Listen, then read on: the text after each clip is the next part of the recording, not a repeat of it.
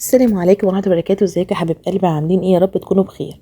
صلى على النبي كده عليه الصلاة والسلام، واذكروا الله يذكركم، لا اله الا الله محمد رسول الله، مع يوميات عماد وايمان. قبل اي حاجة، لو بتحب ربنا وحياة ربنا عندك يا اخي انزل حط اللايك قبل ما نتكلم في اي حاجة. لو بتحب ربنا هتحط اللايك على طول. دلوقتي الجزء الثالث من حمد وفاء نزل.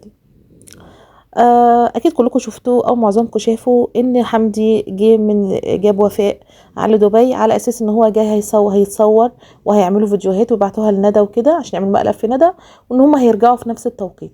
طبعا حمدي جاب وفاء على دبي، وطبعا المقلب كان في وفاء ما كانش في ندى. المقلب كان في وفاء ما كانش في ندى. جاب وفاء على دبي، وبعد كده حجز غرفة وخد الباسبورات وقال لها ان هو مش هيرجع دبي، وان هو هيشوف ندى هتعمل ايه في تركيا لوحدها. طبعا وفاء هنا انهارت وقعدت تعيط وكده وزعلت جدا وخدت نفسها، وكانت نازله فعلا وكانت نازله في الاسانسير. فهو حمدي قعد لها وقال لها بصي هتنزلي مصر بايه؟ انا معايا الباسبورات بتاعتك. طبعا وفاء قعدت على باب الاسانسير وقعدت تعيط وكده. فحمدي قال لها لو عايزاني اقول لك ندى فين اهدي كده وانا هقول لك ندى فين. المهم ان حمدي دخلها يعني وهداها وكده. وانا حاسه ان هو تمثيل في تمثيل يا جماعه، والله العظيم. يعني الحلقه دي كانت حلقه بيض في بيض، لان ملهاش اي اساس. يعني احنا بنتفرج عليها حاسه ان هي مش حلقه مشوقه زي الحلقتين اللي فاتوا. يعني ان هم ما كانوش لاقيين، هم عايزين يعملوا حلقات من المقلب، بس الحلقه دي كانت فيك صراحه. فالمهم ان هو دخل وفاء الغرفه وكده وهداها وراح جاب اكل.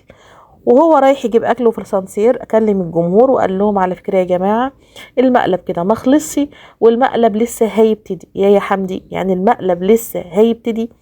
امال هتعمل مقلب امتى بقى؟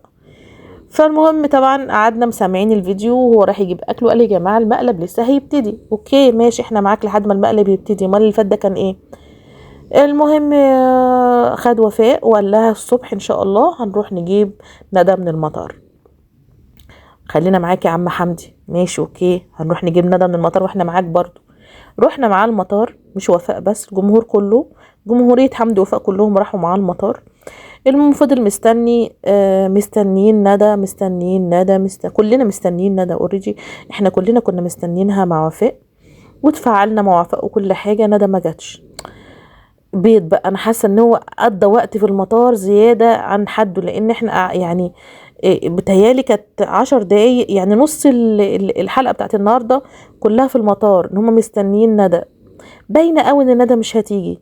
طلع برضو حمدي وقال يا جماعه، طلع بعيد عن وفاء وقال يا جماعه ان هي بعتتني اشوف اسم ندى في الاسماء اللي كانت في الطياره وكده. فاقنع، وبعد ما كده رجع وفاء انهارت وقالت له، واقنع وفاء يعني ان ندى ضاعت. يعني الندى وصلت وكانت على الطياره، بس جت في المطار وضاعت.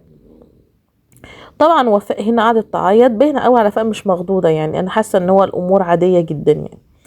فالمهم مش عارفه اقول لكم ايه. حاسه ان هو والله العظيم يعني كاني بحكي حدوته سخيفه، يعني هي حدوته فعلا سخيفه. طيب المهم الاستاذ حمدي رجع من المطار. هو وفاء على البيت. ازاي يا وفاء جالك قلب ترجعي على البيت عادي؟ وازاي يعني؟ انا مش شايفة ان لو المقلب ده فعلا حقيقي ما كنتش اصلا هتمشي من المطار. يعني تخيلي ابنك او بنتك ضايعين، هتقدري ترجعي على الفندق عادي كده؟ على الاقل هترجعي على الشرطة، اكيد هترجعي. هتجري على الشرطة تبلغي ان بنتي جت من المطار وبنتي تايهة في دبي. هتروحوا على الفندق عادي كده يعني ايزي، وحمدي راح يطلب اكل وعادي والدنيا عادي وبنتك تايهة. يا جماعة الجمهور هو الجمهور طيب وغلبان بس مش للدرجة دي. المهم رجع، وكانت وفاء قعدت تقول له ينفع ومش ينفع وكلام. كانت وفاء عادية جدا. قال لها طب وهي ضاعت دلوقتي هنعمل ايه والكلام ده كله. فجأة حد بيخبط على الباب. فجأة مين قولوا انتوا مين؟ باينه قوي حد منقب، يعني واحده منقبه بتقول له السلام عليكم. الفيديو قفل على كده. طبعا ايه؟ ندى. يعني المنقبه دي ندى. طيب انت بتضحك عنها؟ يعني ده شغل كله تمثيل وفيك. انا شايفه ان هو كله فيك في فيك يا حمدي.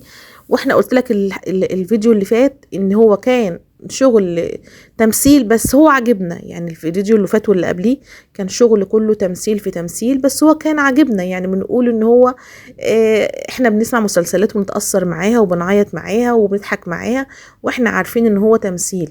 انما لما تيجي تعمل زي حلقة النهاردة كده، اولا التصوير كان وحش جدا جدا جدا جدا. ثانيا فكرة ان انت النهارده تعمل تصوير وتصور وتقف عند ما ندى ما جاتش اساسا، كان فيديو ممل جدا. انت كده عايز تلم لايكات وتلم مشاهدات، انما انت كده انا شايفه ان الفيديو بتاع النهارده ملوش اي لازمه. لو كنت بقى كملته للاخر لما كانش ليه لازمه انك تنزله. انا والله مش ضدك يا حمدي، انت وفاء، انا بحبكم جدا وانا من فانزاتكم وجمهورياتكم وبحبكم جدا. بس انا شايفه، يعني شايفه ده، انا شفت الفيديو ده فما عجبنيش. فلو كنتوا انتوا زيي ومش عجبكم الفيديو او عجبكم برضو اكتبوا لي في التعليقات، وما تنسوش اللايك وتفعلوا الجرس، ومع السلامه.